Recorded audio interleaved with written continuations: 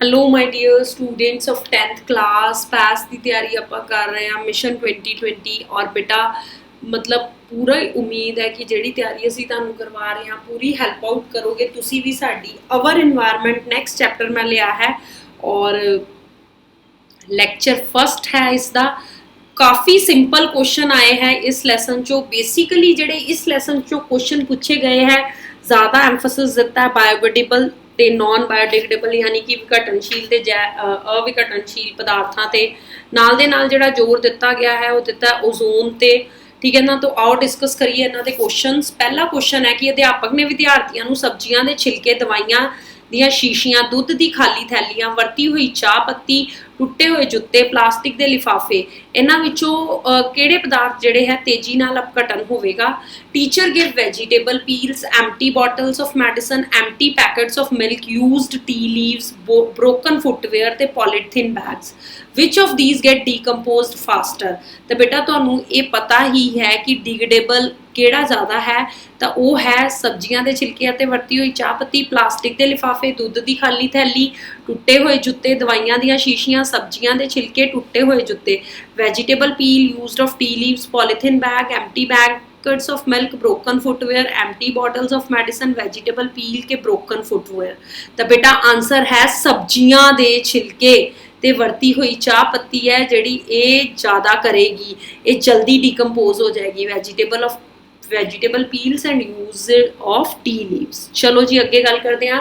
ज्योति अपने अध्यापक को जैव अविघटनशील यानी कि नॉन बायोडिग्रेडेबल पदार्थों बारे जानना चाहती सी। उसके अध्यापक अनुसार जैव अविघटनशील पदार्थ अकिरियाशील हुंदे हन अते वातावरण विच उसे तरह ही बने रहंदे हन। हेठा दिते पदार्थों विचों किहड़ा पदार्थ बेटा मैं तुहानूं कहना ज़्यादा एम्फसिस इस चैप्टर च नॉन बायोडिग्रेडेबल ते बायोडिग्रेडेबल थिंग्स ते इन्हां नूं तुसीं याद करना है चंगी तरह कि नॉन बायोडिग्रेडेबल थिंग्स होंदियां जिहड़ियां उदां ही इन्वायरमेंट च बनियां रहिंदियां अते उन्हां नूं कोई नुकसान नहीं हुंदा अकिरियाशील हुंदियां। तो बेटा सब्जियां दे छिलके कागज़ के टुकड़े प्लास्टिक की बोतल के चमड़े के बूट vegetable peels pieces of paper plastic bottle के leather shoes. The answer is plastic की बोतल जिन्होंने आप कहने प्लास्टिक की बॉटल ठीक है ना क्योंकि सब्जियां दे छिलके कागज़ के टुकड़े चमड़े के बूटे किते ना किते थोड़े थोड़े जिहड़े है विघटनशील हैं। चलो जी अगे गल करते हैं। तुसी देश के चंगे नागरिक होने के नाते दसो कि हेठ लिखिया दे किहड़े व्यवहार तुसी दर्शाओगे।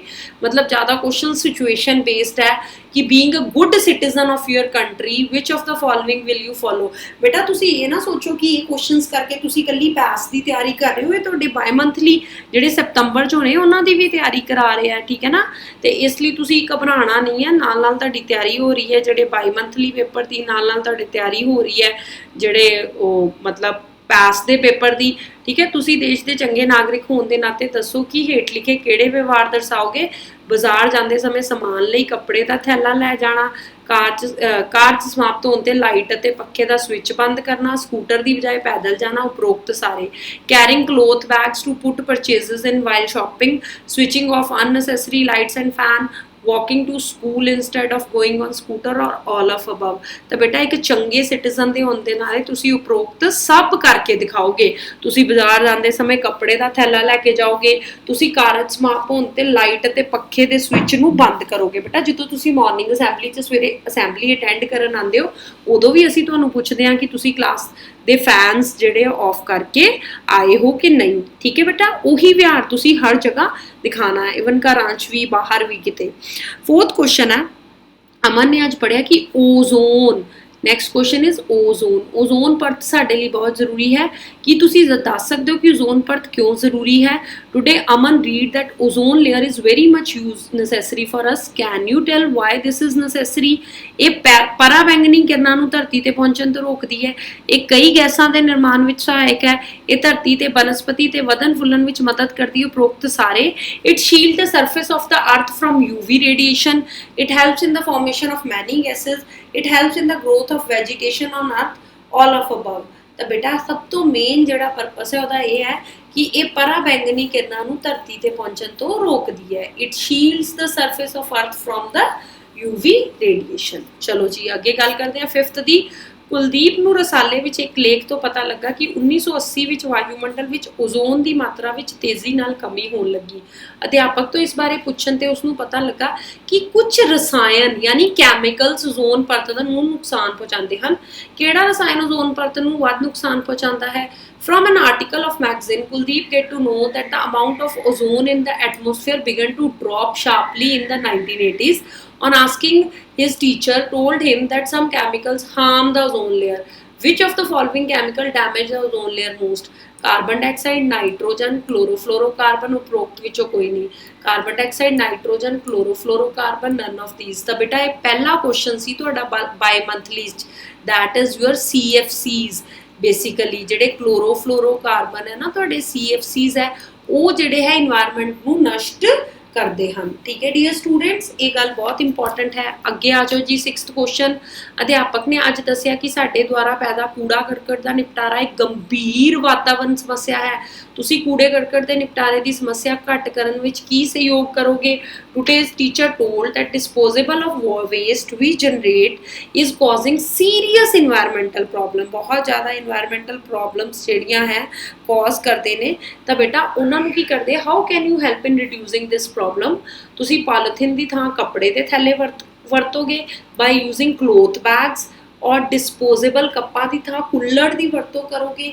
स्कूल विच डस्टबिन का उपयोग करोगे। उपरोक्त सारे by using kulhad instead of disposable cups, by using dustbin at your school, all of above। तो बेटा तुसी सारा कुछ करोगे, तुसी all of above करोगे, तुसी उपरोक्त सारियां चीज़ां करोगे ताकि जिहड़ा तुहाडा इन्वायरमेंट है, तुहाडा वातावरण है वो की होवे, तुहाडा वातावरण सुरक्षित रवे।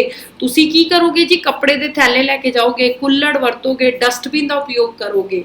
चलो जी 7th क्वेश्चन है। सुधीर ने पढ़िया कि जदों कोई जीव मर जाता है तो जीवाणु अते ऊली, ठीक है, जीवाणु योर बैक्टीरिया ते ऊली जे सूखम जीव मरे हुए जीव के अवशेष का विघटन करते हैं, ये सूखम जीवाणु की कहते हैं? Sudhir read that when the organism dies then the microorganism comprising bacteria and fungi break down the dead remains and waste product of organism।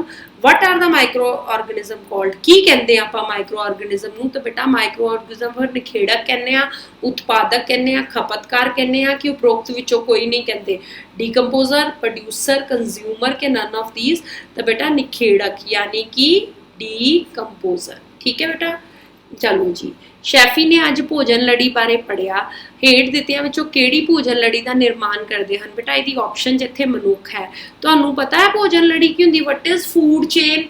Today शैफी study about food chain. Which of the following constitute the food chain? घाह, कनक अते अंब, घाह, बकरी ते मनुख, बकरी, गां ते हाथी, घाह, मच्छी अते बकरी। Grass, wheat, mango, got, cow and elephant. Grass, got and human, ताही मैं इत्थे मनुख कीता है क्योंकि थल्ले सैकेंड ऑप्शन जी ह्यूमन सी। ग्रास, फिश अते गोट।